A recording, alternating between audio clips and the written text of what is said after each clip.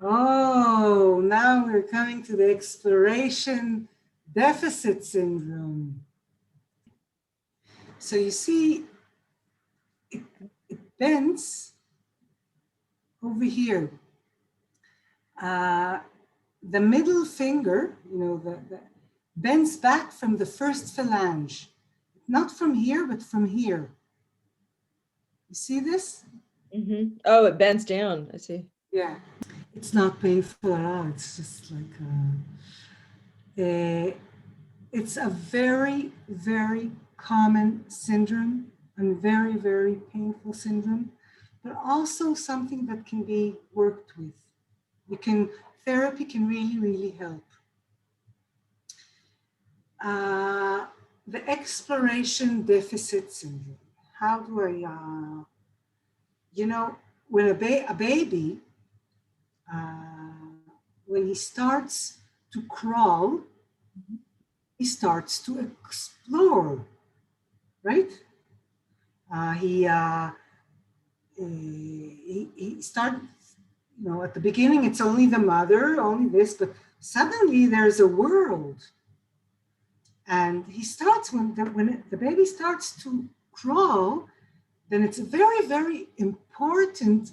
So as I said, it's a very, very important stage in development, the fact that the baby starts to explore.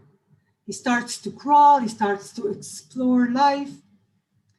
And that defines how he's going to, his attitudes as an adult. But what happens if the mother is really anxious mother or hysterical mother?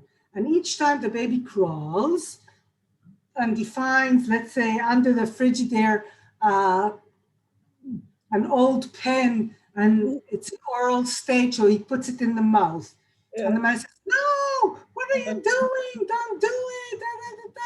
And she takes the pencil and throws it. The mother, she's worried. It's really it's germs and everything, but the baby doesn't understand the words, and it's not something that happens once.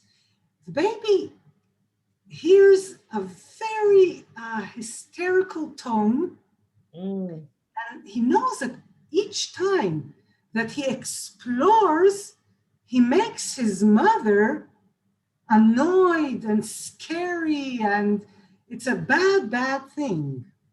And it's not, every time he explores, he hears that annoying sound, and he knows, he looks at the mother and he says, "Oh," and things like that. He knows that he's doing something very bad. He's making his mother, his existence makes his mother very, very anxious.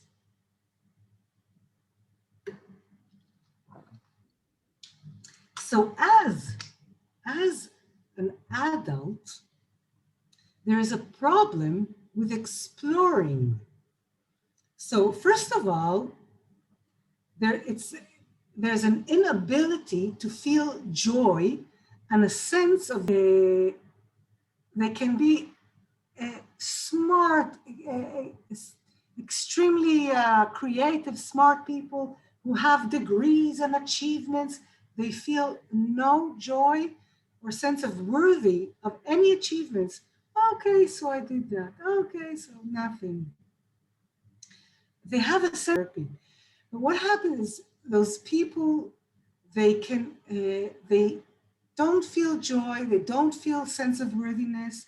What I do with people like that, I tell them to go out into the nature, and be one with the nature, to explore life, to go on a hike.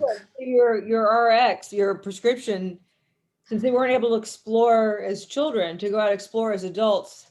Exactly. And of course, to work with their criticism, their fear of the actionists. because they won't do anything as fear of the criticism.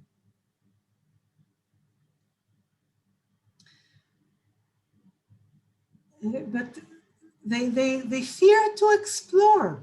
And when they explore and find something, it has no value for them. Now, explaining it to those people why they feel the way they feel really helps.